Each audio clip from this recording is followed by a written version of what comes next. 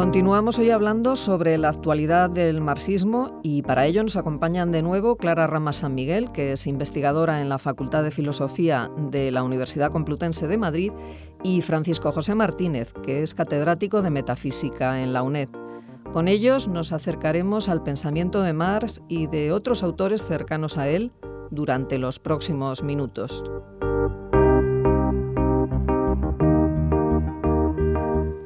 Bueno, buenos días. Hoy seguimos con la profesora Clara Ramas de la Universidad Complutense el segundo programa sobre la actualidad del marxismo.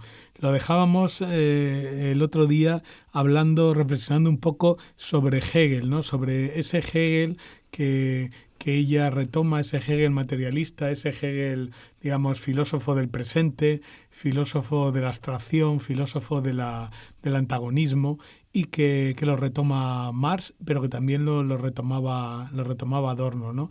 Entonces, bueno, tú, ¿qué relevancia le das, ¿no? al Hegel, y justamente además esa lectura de Hegel materialista que rompe un poco con la tradición clásica de tipo idealista, lo que aludías, sí, ¿no? El filósofo de la reconciliación, de la Versehnung, sí, en fin, del idealismo absoluto en última instancia, ¿no? Sí, buenos días. Seguimos un poco comentando este tema. Efectivamente, es exactamente lo que has dicho.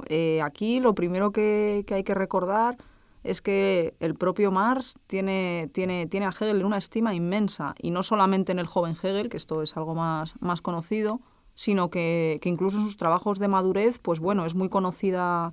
Yo me refería en el curso el otro día a esta carta donde Marx se ríe de aquellos que desprecian a Hegel como un perro muerto, ¿no? Y dice, esto es como los que se reían de que quién podía todavía hacer caso a Spinoza, que ya era algo que parecía pasado de moda, y esa especie de apelación al panteísmo fue lo que movilizó todo el idealismo alemán, y los que no se daban cuenta son los que han quedado olvidados por la historia, ¿no?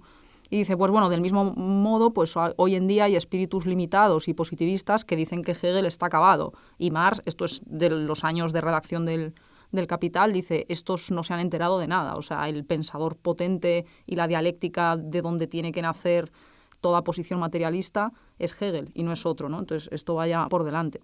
Lo veíamos un poco ahora a partir de Adorno, esta vertiente más materialista de Hegel, y tú hablabas de antagonismo, y efectivamente, creo que sobre todo en las obras de Hegel donde trata de cuestiones políticas e históricas, esto es algo que se ve muy, muy claramente. En su filosofía del derecho, por ejemplo, hace un análisis, una disección de la anatomía de la sociedad civil burguesa incipiente que están haciendo, que bueno, es que es un análisis que han recogido desde Marx hasta Carl Schmitt, pasando por Adorno, o sea, que es una conciencia verdaderamente aguda del tipo de sociedad que se está gestando, ¿no? Entonces, quiero recuperar un parágrafo en concreto de la filosofía del derecho de Hegel, donde hace unas reflexiones prodigiosas, a mi juicio, sobre la dialéctica imposible que hay en el capitalismo entre pobreza y riqueza, ¿no?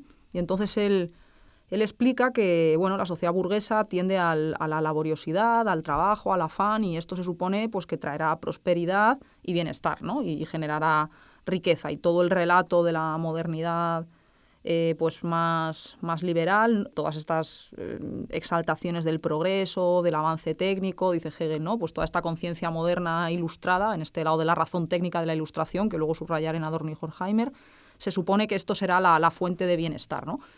Y dice Hegel, que quizás haciendo aquí una especie de dialéctica de la ilustración avant la lettre, ¿no? Dice, más bien lo que genera esta riqueza es su contrario, lo que genera es pobreza. Y dice, ¿por qué? Dice, pues porque mientras que por un lado, y esto es que es pura lucha de clases, mientras que por un lado genera una clase que cada vez se encumbra más y se enriquece, lo hace a costa de generar otra clase que él lo llama plebe, de gente desocupada, ¿no? Lo que más luego llamaría el lumpen proletariado. Dice que es estructuralmente incapaz de alcanzar el bienestar mínimo personal y moral y económico para subsistir. Dice, y esta producción de por un polo, el polo de riqueza por un lado y por otro lado un polo de pobreza extrema, dice, es la condición misma para que esa riqueza se siga generando. O sea, adelanta de esta manera Hegel la noción de paro estructural que analiza Marx, ese ejército de reserva, ¿no?, del capital, donde mantener a una población permanentemente en paro permite coaccionar al resto de población trabajadora bajando sus salarios, ¿no? Y Hegel está mostrando esta dialéctica y dice, el problema, dice, de esto, además de generar la pobreza material que genera, dice, es que impide a un sector de la población el acceso, y dice, a la dignidad jurídica más básica, al honor o al sentimiento de dignidad humana, ¿no? Entonces, o sea, esto ya no es solo un problema económico de que haya gente que es pobre, dice Hegel, lo peor es que hay gente que se siente sin derechos, que se siente ultrajada, pisoteada. Y claro, pensemos todo lo que ha pasado recientemente, ¿no? Con el 15M, tal. O sea, el problema es que cuando tú una población la pisoteas sin cesar, no es solamente que sus condiciones de vida no sean buenas, sino que estás pues eso, pisoteando la dignidad humana misma en la que se supone que se basa el pacto de convivencia, y ese pacto de convivencia puede romperse y tienes una lucha de clases encarnizada y conflictos políticos muy graves. Y todo esto lo está viendo Hegel en 1800 y pico, es formidable. Y acaba con unas frases muy lapidarias diciendo que en la sociedad burguesa, en su exceso de riqueza, dice, no es lo suficientemente rica. Su exceso de riqueza le hace en realidad ser pobre, le hace ser lo contrario. Dice, su fortuna no posee suficiente para gobernar su propia miseria. O sea, la sociedad burguesa estructuralmente, cuanta más riqueza quiere producir, más miseria produce. Es autocontradictoria, se destruye a sí misma. Y creo que este carácter antagonista, ¿no?, de sociedad escindida, que lleva en su seno su propia destrucción, es lo que Adorno recoge con muchos elogios. Y Adorno hace una defensa muy grande de la teoría del Estado de Hegel, que se suele ver como, bueno, el Estado como ese gran órgano de reconciliación, y dice Adorno, bueno, es que aquí si somos un poco inteligentes y no somos tan beatos, lo que veremos es que Hegel no está elogiando el Estado prusiano porque sí. Hegel está teniendo una conciencia muy grande, que por cierto es la misma que tiene Carl Schmitt más tarde, de que en la sociedad civil burguesa hay unos antagonismos económicos tan brutales de que solo mediante una solución política autoritaria podrán regularse, pero es más un canto de desesperación como última salida para poner paz social a una guerra que tiene lugar a nivel material de sociedad civil. Sí, entonces Marx, Adorno, y ahí también tienes dos trabajos interesantes. Uno, la lectura de Marx que hace Hannah Arendt, y otro, una relación que es un trabajo fin de máster sobre la relación entre Marx y Foucault, pero también citadas las dos en relación con la fuerza del trabajo, ¿no? Sí. Y dominación. Y lo mismo en Hannah Arendt, ¿no? Que frente a la aportación que hace Hannah Arendt de lo fundamental en la acción política, Sí. pues hay una especie de inversión de la tradición, y Marx pone en el centro no tanto la acción política, sino el trabajo, que Sí. ya había como despreciado, ¿no? Y en Foucault lo mismo es dominación y fuerza productiva, es decir, es la noción de producción siempre la clave de tu reflexión, ¿no?, de tu investigación. Sí, bueno, esos son trabajos un poco anteriores, pero que siguen un poco también esta misma línea. En el caso de Hannah Arendt me parecía interesante también recuperar, aunque es cierto que ella es muy crítica con Marx en muchos de sus textos principales y desde luego, por ejemplo, en La condición humana, y de hecho ella critica a Marx por haber puesto el trabajo como culminación de las actividades y por haber despreciado, digamos, la parte de acción política, ¿no?, dentro de la praxis. Pero claro, no dándose cuenta de que no es Marx el que coloca el trabajo en la cúspide de las actividades, es la modernidad capitalista. O sea, Marx simplemente analiza un fenómeno que está ahí.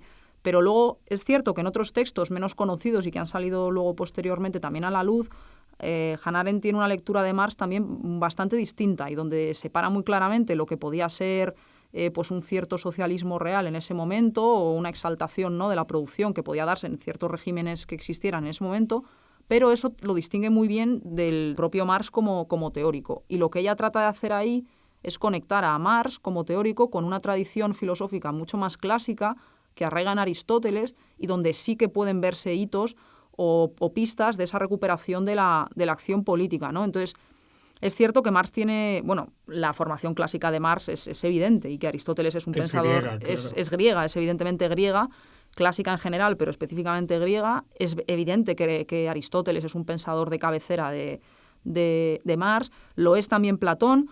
De hecho, hay una cita, por ejemplo, en el Capital a Platón, a la República, cuando Platón habla de la división social que tiene que haber del trabajo, y Marx irónicamente lo compara con la división del trabajo que hay en las fábricas. Y dice, bueno, por lo menos Platón dejaba que hubiera gente que se ocupara de ser guerreros, de ser guardianes o de ser políticos. Dice, en la fábrica nadie se ocupa de nada más que de poner en marcha las máquinas. Y hace un poco esa contraposición entre una sociedad que regula su producción para un bien mayor, que es la vida en común y la vida política, y una sociedad como la capitalista, donde esa vida en común y política ha quedado totalmente anulada y lo único que se busca mediante la división social del trabajo es regular la propia reproducción del capital.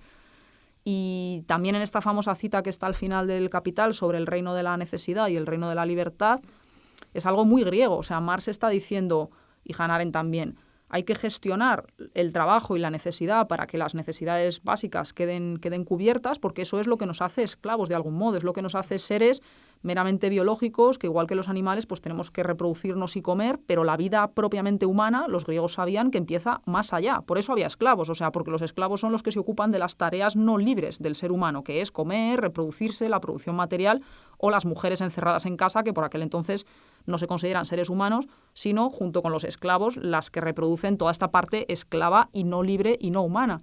Pero la libertad para el hombre griego empieza cuando uno ha satisfecho esas necesidades y puede dedicarse libremente a una praxis distinta, política, artística o lo que sea. Y esto en Marx está, o sea, todo el trabajo del Capital a lo que va encaminado es a liberar un espacio donde el ser humano pueda regular su praxis bajo otros parámetros que no sean los del trabajo. Y Marx lo dice, una vez superada la organización material del trabajo, comienza el reino de la libertad, pero solo después. O sea, mientras el trabajo expropie toda nuestra vida, no estamos entrando en ese reino de libertad. Y creo que aquí Marx recoge intuiciones griegas muy potentes y que ahí Hannah Arendt tiene razón. Sí, y el otro autor al que le dedicas el trabajo fin de máster es Foucault, pero también con los dos sentidos, ¿no? La importancia de la fuerza de trabajo y de la dominación. Y lo mismo también esa especie de... Porque a veces aquí se introdujo, en aquel momento también se introdujo Foucault en clave antimarxista, por la necesidad de marketing y tal, ¿no? Pero claro, ahí el propio Foucault se reía mucho de eso. Dice, yo hay muchas citas marxistas que no pongo las comillas. Lo que pasa es que no pongo las comillas, ¿no?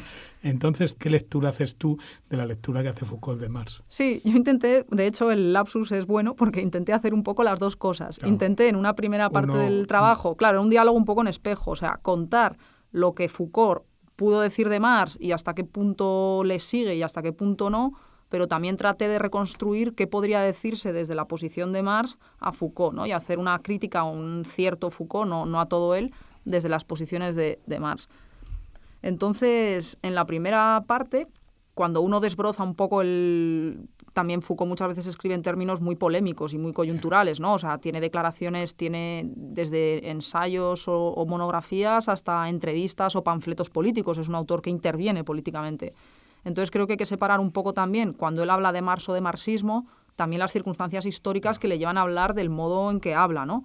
Entonces, una vez hecho ese trabajo, creo que en Foucault sí que hay una crítica muy grande a ese cierto marxismo pues vulgar y ortodoxo, ¿no? de aquellos años, un poco más dogmático, más economicista quizás, y a ese marxismo sí que creo que hay una crítica importante en Foucault, pero luego creo que hay una recuperación de Marx muy importante en Foucault que no siempre es explícita, como tú has dicho. O sea, si uno lee textos de los 70 de Foucault, Vigilar y Castigar y otros textos similares sobre el poder, la microfísica del poder de los años 70, en realidad se ve que la base del análisis es completamente marxista y que está citando muchas veces, diciéndolo, pero otras sin decirlo, textos del Capital. La idea un poco clave con la que yo articulaba todo esto era la constitución de la fuerza productiva. Entonces, Foucault considera, bueno, el poder del que él quiere hablar, ¿no? Que es un poder disciplinario, que ya no opera jurídicamente sobre sujetos jurídicos, sino sobre los cuerpos, ¿no? Sobre la raíz misma de los movimientos, los gestos de los individuos.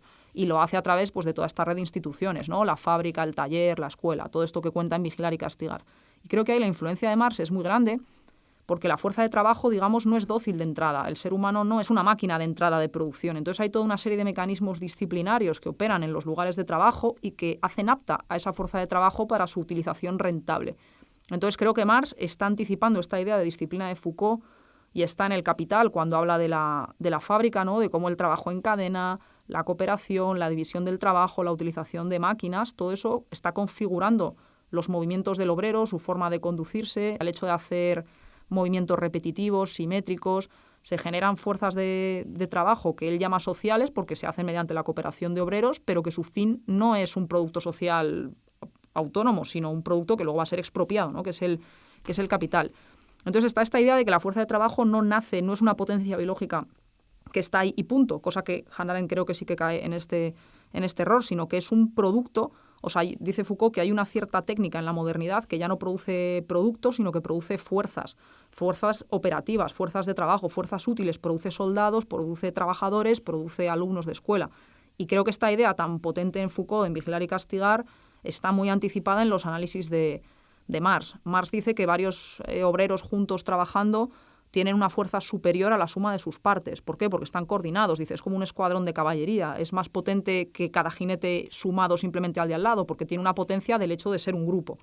Entonces, todo esto luego Toni Negri también lo ha explotado mucho, ¿no? O sea, como que en las fábricas se genera esta potencia colectiva o esta fuerza de trabajo magnificada que por sí misma ya es una liberación del capital, porque potencialmente estás explotando esa fuerza social colectiva. Lo que pasa es que el capital se lo apropia. Y bueno, pues lo que veía un poco en Foucault era esta idea de disciplina anticipada en Marx. Pero luego también un poco la réplica que se haría desde Marx, a mi juicio, lo que intentaba explicar es que por lo menos el Foucault de los 70, esta analítica del poder que hace a un nivel tan microfísico, ¿no? Tan molecular, la ontología que subyace es prácticamente nietzscheana. Es un juego de fuerzas, un vitalismo. En el Deleuze, bueno, tú has trabajado, pero en el Deleuze de esos años se ve también muy bien. Y yo creo que falta en esta analítica de Deleuze y Foucault de los 70, falta el punto de vista estructural de las relaciones de producción, que es lo que Marx explica. No puedes explicar un sistema productivo solo por la disciplina sobre las fuerzas que operan en él. Tienes que explicar qué relación estructural, y relación estructural son como esas caretas, lo que dice Marx, el papel de capitalista o de trabajador no es la persona capitalista o trabajador, es un rol social que se perpetúa aunque ese se muera y venga otro, o independientemente de que al obrero se le apliquen tales disciplinas o tales otras. No solamente es un cuerpo dócil que ejerce una disciplina, ocupa un lugar, digamos, formal, en una estructura abstracta o conceptual que tú tienes que dilucidar. Y entonces creo que a Foucault ahí le faltaba un poco de estructuralismo en esos años. Entonces es un poco el diálogo que intentaba hacer. No sé cómo lo ves tú desde Deleuze y... Sí, bueno, yo parto de la tesis de que tanto Foucault como Deleuze tienen una matriz obviamente marxista. También en lo que aludía a lo del marketing, tienen que entrar en un momento en que había un marxismo muy anquilosado, claro, exactamente igual que un psicoanálisis muy anquilosado y muy estructurado como máquinas de poder. Entonces tenían que entrar dando golpes, ¿no? Y entonces, claro, sí, hay mucho ataque y por eso la recuperación de Nietzsche. Sí. La recuperación de Nietzsche es en clave justamente antipositivista y antideterminista, digamos, ¿no? En ese sentido. Sí. Y incluso demasiado racionalista.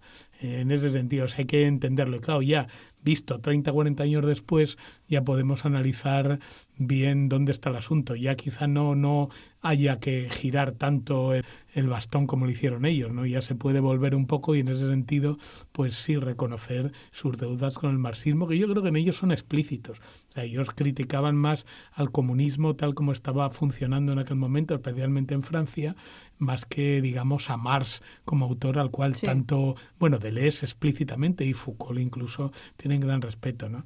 Otro de los grandes autores marxistas a los que te dedicaste, que además, estás dedicado y al cual pues le dedicaste una ponencia también sobre el concepto de hegemonía en el congreso que hicimos sobre Gramsci, ¿no? Conmemorando su 80 aniversario.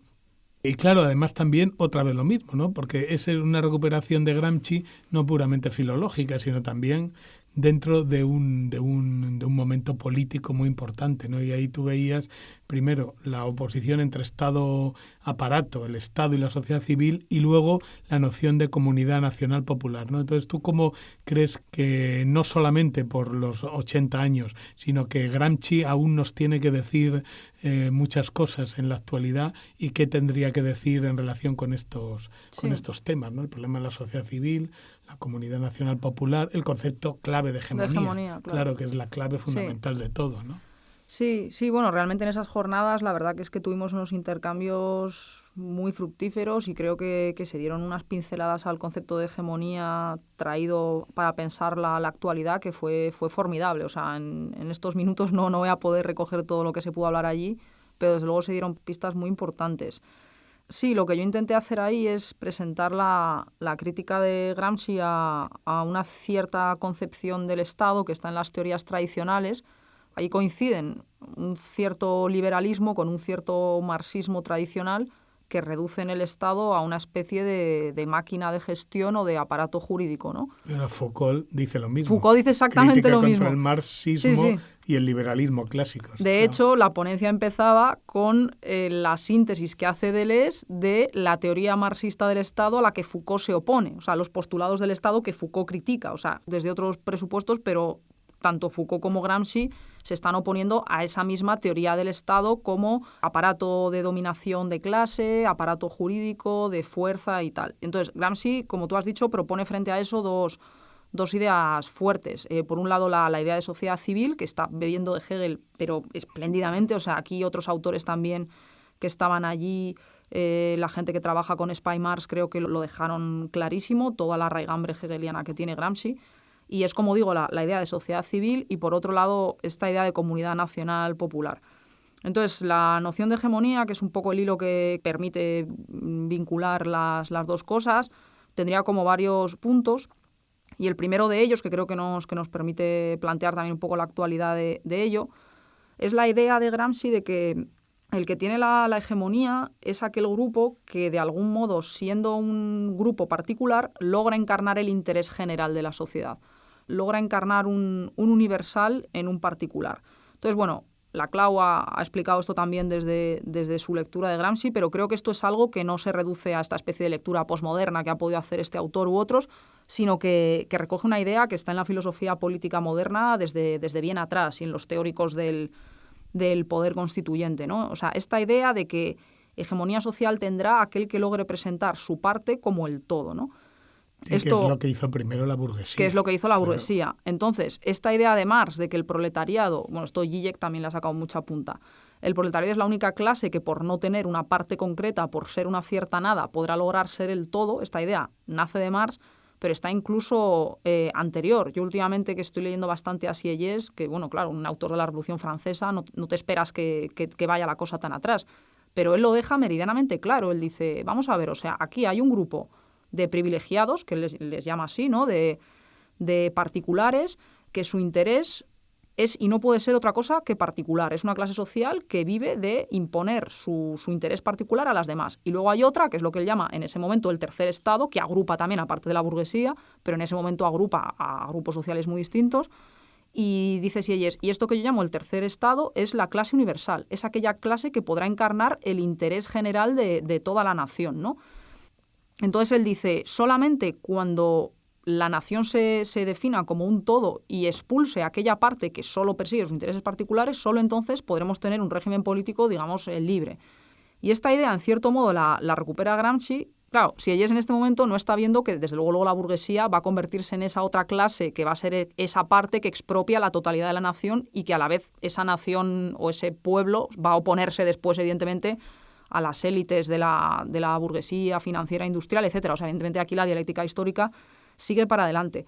Pero me parecía interesante esta idea de Gramsci, donde lo universal significa también definir el campo de batalla. O sea, Gramsci también hace mucho hincapié en que lograr la hegemonía es aislar también los núcleos de verdad del adversario. Él lo llama así. O sea, cuando tú tienes la hegemonía, estás obligando incluso que el que está en contra de ti tiene que aceptar tu manera de hablar o puede verse identificado con algunas de las cosas que dices. Sí, que marcas, como dicen ahora, la agenda. Claro, que tú marcas la agenda política. Claro. Aunque tengan que enfrentarse a ti, van a utilizar tus términos en la discusión. Y claro, eso, por toda la renacer que está habiendo ahora de discusión política, la centralidad de los medios de comunicación, pues claro, esta idea de Gramsci es de actualidad absoluta.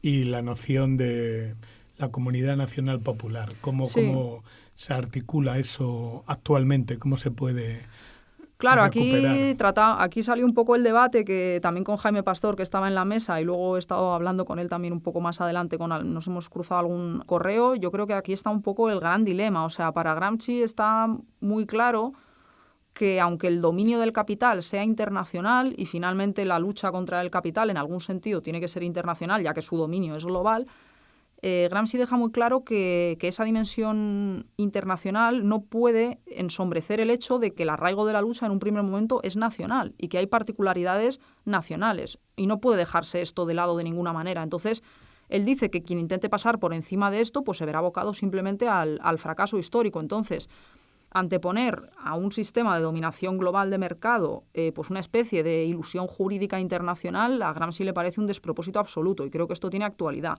Entonces, cuando Gramsci habla de comunidad nacional popular, habla de un pueblo organizado que genera sus símbolos o sus referentes universales en forma de nación. Y nación, además, en sentido clásico, o sea, nación en sentido de identidad que comparte unas metas comunes. Evidentemente, Gramsci no es ningún esencialista, no está pensando que eso se determine por una esencia ni territorial, ni étnica, ni lingüística. O sea, eso puede articularse de muchas maneras distintas, pero la cuestión es que se genere de algún modo una unidad de gente que quiera jugar su destino en común de alguna manera, ¿no?